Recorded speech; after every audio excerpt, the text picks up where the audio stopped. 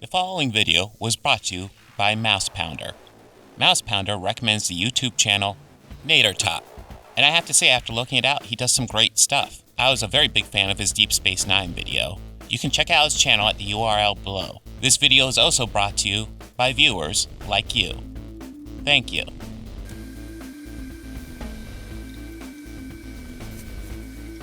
Endings are hard. Just ask Stephen King. All due respect, people loved your book. Loved. They hated the ending. You said you liked the ending. That was a lie. Now, in 1 year, we got 2 movies declaring themselves ends of eras for major movie franchises.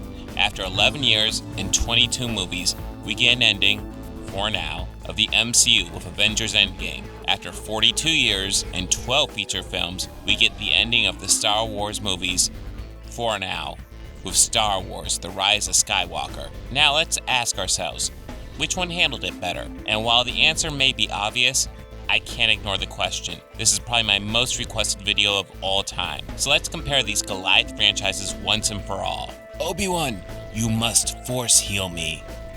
Nah, I'm good, but I'll die if you don't. Yeah, but I don't want to open up the idea of reversing death into this franchise. That seems like something only really lazy writers would do.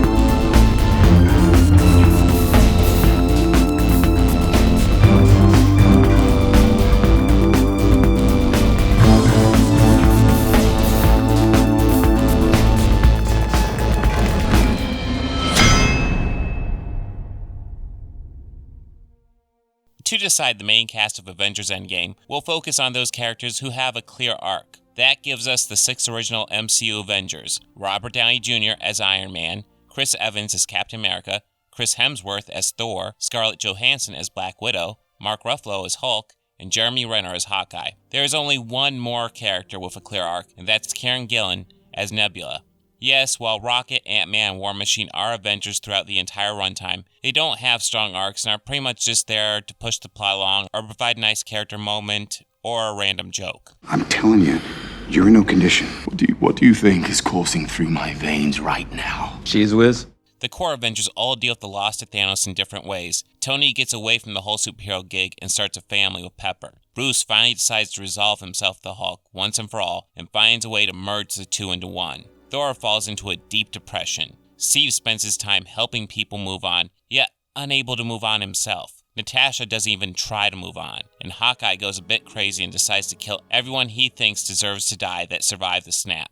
Not much is seen from Nebula, except her and Rocket go adventuring on the Benatar. Her arc really comes when she finds herself face to face with her old self and her father. She literally finds herself having to choose between the person she is and the person she was. In many ways, the other heroes are all exactly the same. They have to decide if they want to be the person they were before or after the snap.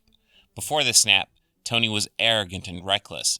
After the snap, he was still those things a bit, but being a parent taught him responsibility at a level he never had before. At the end, he has to be responsible for everyone, and he doesn't let them down.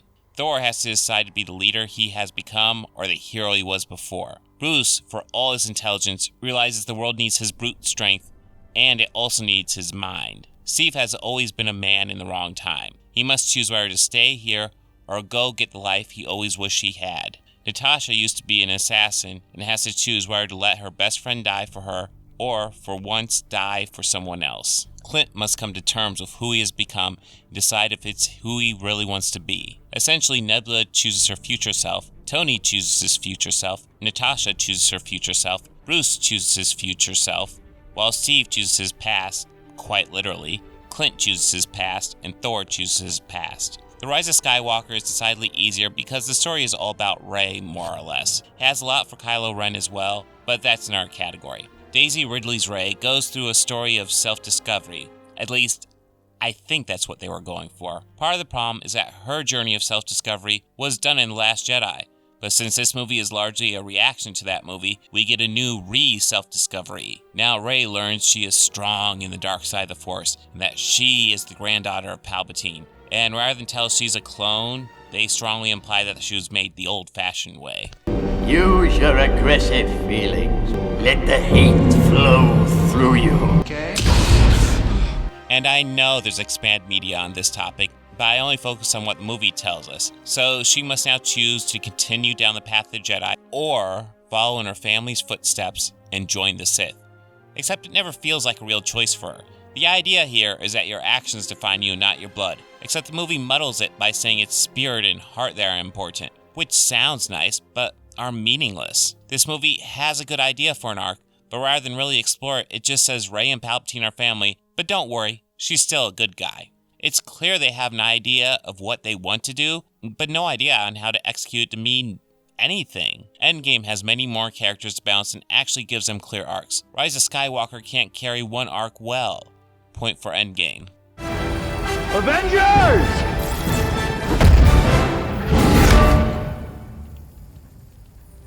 Assemble.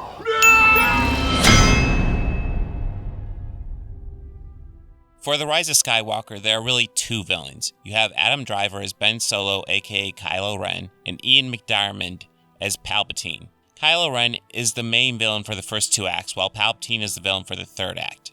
It's not well developed for either of them. Kylo Ren is in full-fledged bad guy mode for most of the movie. He gets a Sith holocron, finds Palpatine, doesn't kill him for reasons, rebuilds his helmet for reasons, fights Rey until Leia reaches out to him with the Force and turns him good, which begs the question of why this wasn't done sooner. Sure, she dies when she does this, but couldn't she have done it with one of the numerous times they were closer to each other? Yet, lots of people call the redemption of Kylo Ren a strength of this movie. It's not. His redemption is some outrageously crazy, lazy writing. So why does it feel like it's well done? Well, that's simple. It's because Adam Driver gives this movie a performance far better than it deserves. He really knocks it out of the park here. I know what I have to do, but I don't know if I have the strength to do it.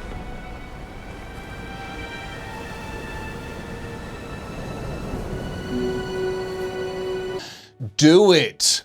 Slap a restraining order on me, you forlorn block.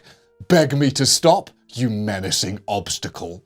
As for Palpatine, well, it's also great to have McDiarmid cheesing up the place. The Jedi are dead! He's so good at it, but his character is just the uber bad guy there to do bad things because evil. In Endgame, we get Thanos, as played by Josh Brolin, and Thanos, as played by Josh Brolin. Okay, so it's a bit trickier than that. In the beginning, the surviving Avengers have to deal with the modern Thanos and try to revise what he has done. They fail, and this Thanos dies very early in Act 1. But then in Act 2, we're introduced to Thanos from the past. He becomes aware of the Avengers' plan to get the Infinity Stones, and decides to take advantage of this and take the stones from them. While these are technically the same character, they aren't written the same. Now, they shouldn't be. But the issue arises when the younger Thanos is not nearly as smart or well thought out as what we saw in Infinity War. The older Thanos is going after the Infinity Stones and knows and even expects to have conflict in his quest. As the heroes try to stop him, he does kill without any real thought, but we don't get a sense of malice from him. I understand, my child. Better than anyone. He seems to understand that he would get resistance in his quest and doesn't blame the heroes for their actions, but also believes what he does is right despite those who fight against him. I'm the only one who knows that. At least I'm the only one with the will to act on it. He has a level of competence that is downright intimidating. The younger Thanos seems to take offense that the heroes would try to stop him and decides he would rather tear apart and rebuild the whole damn universe. I know what I must do. I will shred this universe down to its last atom.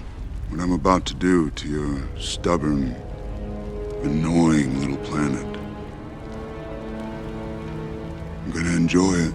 He becomes more of the generic, typical villain, and the threat he is more left over from his past self. So clearly, if this was Infinity War versus Endgame, Infinity War would win. And that is a video on this channel, so check it out if you haven't yet. But despite these flaws, Endgame's Thanos is much more well thought out than the villains we get in Rise of Skywalker. Simply ask yourself, why does Kylo Ren rebuild his helmet? There is no real character reason for this presented in the movie, and later he just goes around with it off anyway. The reason he does this is an attempt to tell the audience that this movie will go back to The Force Awakens and ignore The Last Jedi.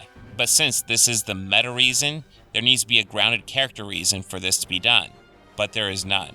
Sure, McDermott's Ham is always a blast, and Driver is a phenomenal actor that gives a great performance. But Thanos at least makes sense in his actions and doesn't just do things to spit on the last movie. Point for Endgame. You could not live with your own failure. Where did that bring you? Back to me.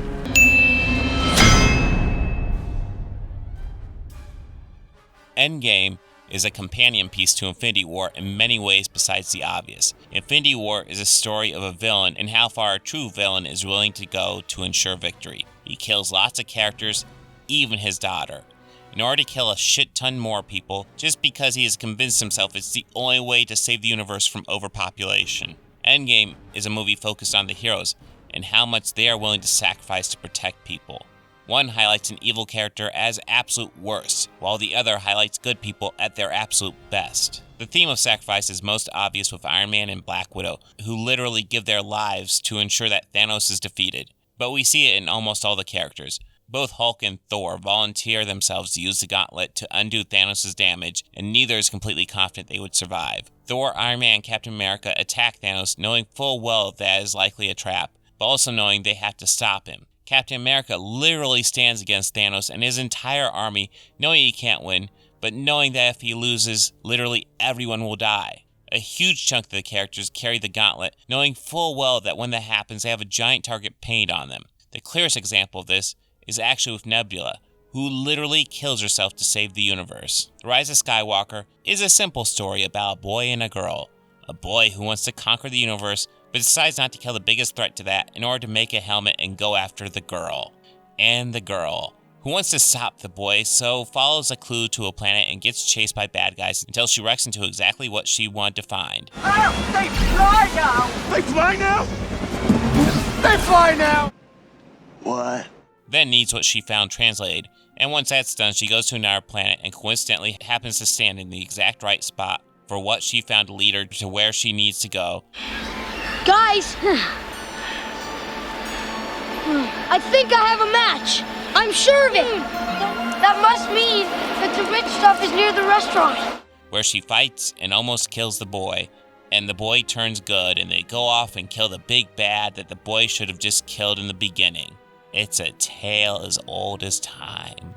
Tale as old as time.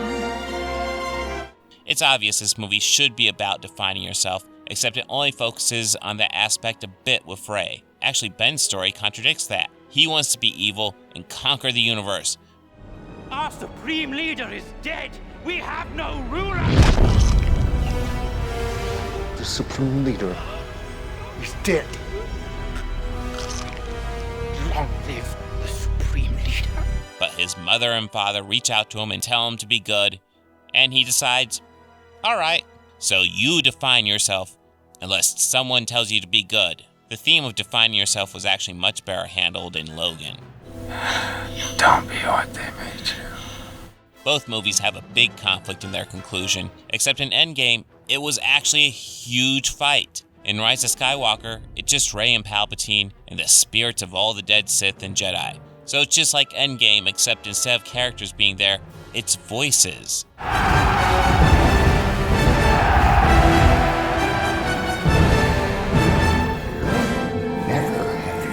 Every Jedi who ever lived lives in you. The Force surrounds you, Rey. Let it guide you. So like Endgame, but shittier. There's something so human about taking something great and ruining it a little so you can have more of it.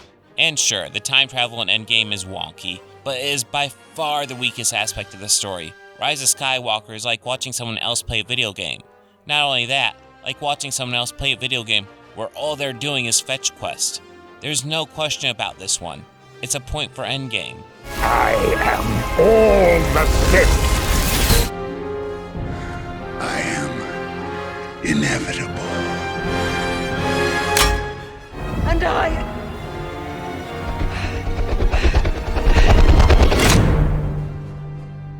I'm all the Jedi. And I am Iron Man.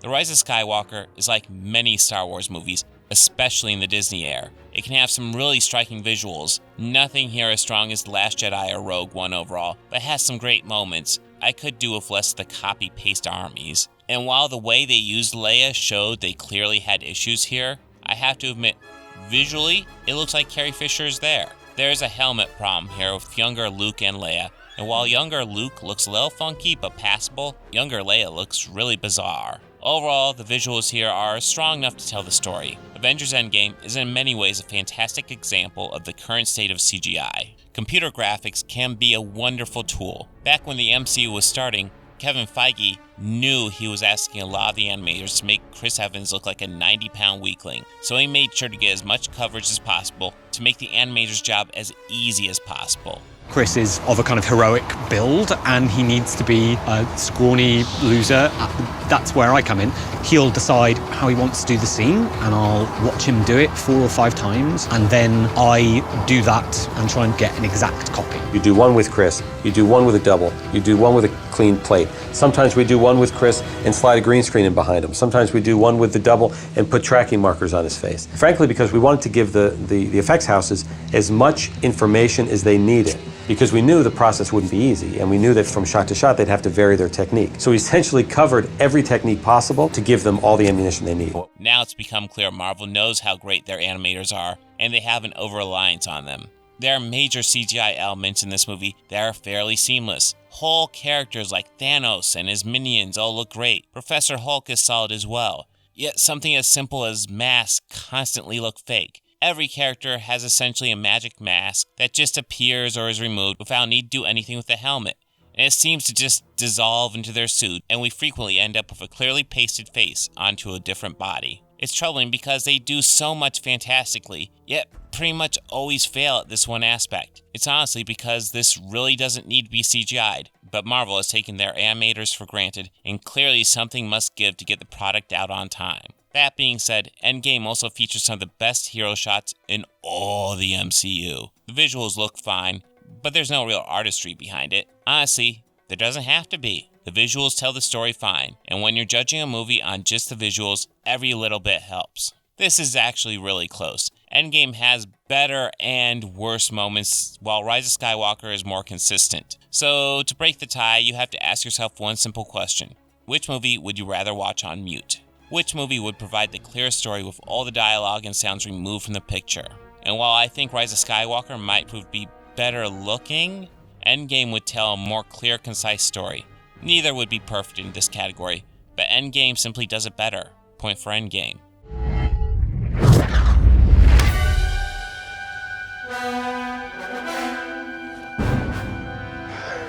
I knew it.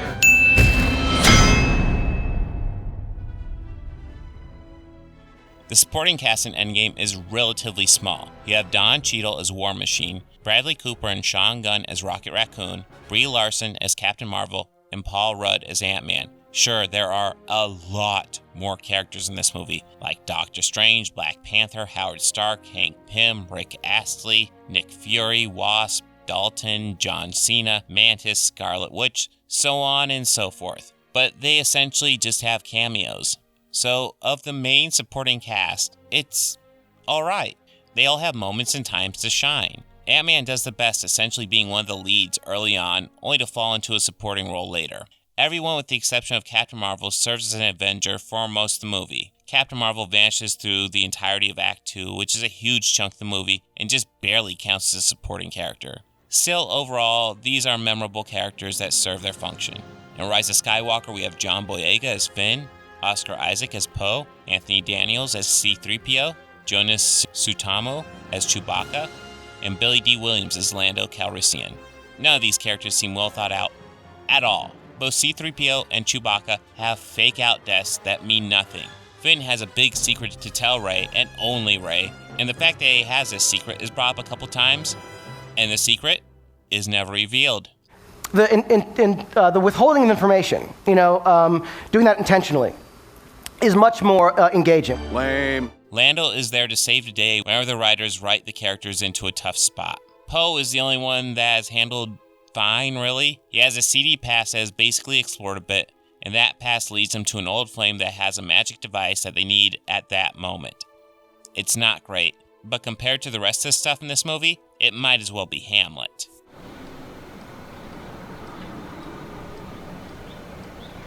Oh my god, writing is so hard. Endgame is a marvel at how well it handles all its characters. It would be hard for any movie to beat, but Rise of Skywalker isn't even playing the same sport. Rise of Skywalker doesn't have a lot of characters, just these talking props. This is a point for Endgame. But we work with what we got, right?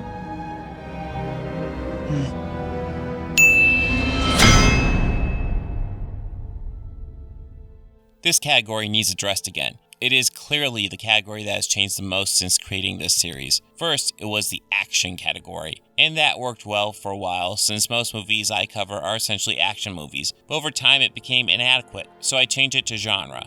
So that way, you can attempt to compare a comedy to a drama and things of that nature. However, most movies cross genres, and good movies do this effortlessly. So it's necessary to define exactly what this category means. Simply put, this category looks at the ideas the movie is trying to convey to see if it is consistent with them. Pretty much, is this movie what it was intended to be, or is it a mess? In a lot of ways, these movies are meant to complete the exact same goal. They are the ending chapters in a huge, sprawling universe. In the case of Endgame, it's a franchise over a decade old. In the case of Rise of Skywalker, it's a franchise older than me. Endgame is a big superhero action movie. The Rise of Skywalker is a sci-fi fantasy adventure. On that front, they both hit the genres perfectly. But while Endgame used this genre to explore the idea of sacrifice, Rise of Skywalker used this genre to explore coincidence and magic daggers. Even if I were to look at just the action, Endgame would be the clear winner. There is no real competition here. Endgame knows what it is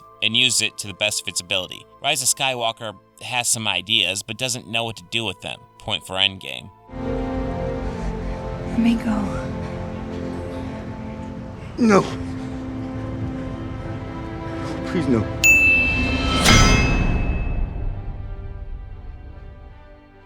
Avengers Endgame has a great sound design.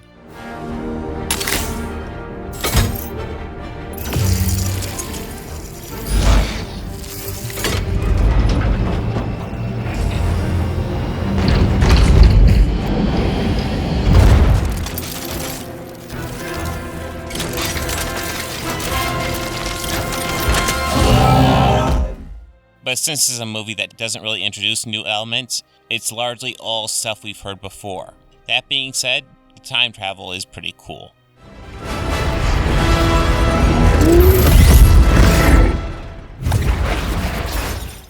It's solidly done, yet again, but no obvious originality needed here, with the exception of the time travel. The score by Alan Silvestri is amazing once again. The song Portals is a real highlight in the entire MCU.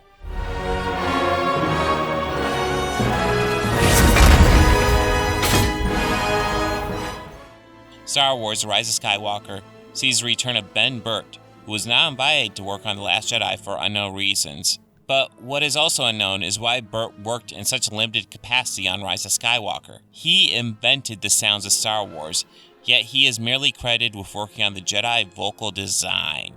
Never have you been. Every Jedi who ever lived lives in you. The Force surrounds you, Rey. Let it guide you. Feel. It's like hiring Michael Jordan in the 90s to be a reserve basketball player on your team. You can certainly do it, but why use such a clear talent in such a limited way? The score is again by John Williams, and this will likely be his final Star Wars film. It's a score that is as great as Williams always is, but relies largely on past works.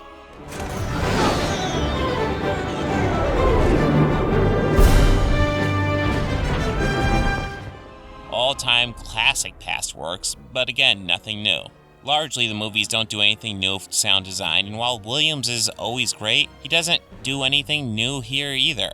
The only one who truly brought some great new stuff was Silvestri. I'm shocking myself here, but the point has to go to Endgame.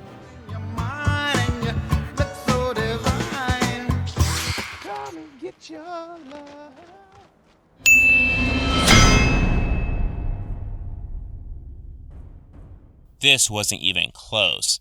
It was a battle between the franchise that planned to do an epic ending to the first part of its saga, and the franchise bought by a big studio eager to make money and make a new trilogy as soon as possible. Both franchises were bought by Disney, but Marvel already had a rough plan moving forward, and Disney just had to let Kevin Feige do his thing and make money. When they bought Star Wars, they had to get something put together rather quickly, but rather than space out the movies and develop them as they should, they just started pumping them out, getting big production issues with Rogue One and Solo. The Force Awakens and The Last Jedi were made and released without any real problem, but then the internet decided to throw a fit about The Last Jedi. I will admit, looking at the trilogy as a whole, The Last Jedi does not work well as a middle chapter. It would actually work much better as a first chapter or as a side chapter that focuses purely on Rey, Luke, and Kylo Ren. But instead of making the best movie they could with The Rise of Skywalker, Abrams seems more interested in apologizing and doubling down on what The Last Jedi did. Seems like someone should do a comparison of these two movies sometime.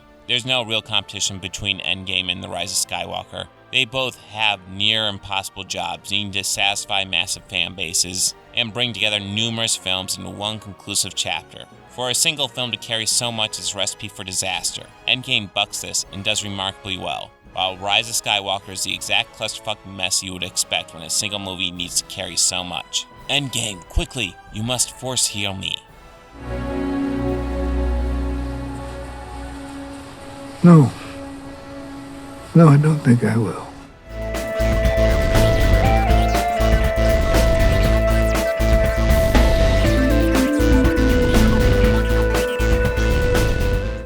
They think order and chaos are somehow opposites and try to control what won't be. Pain don't hurt.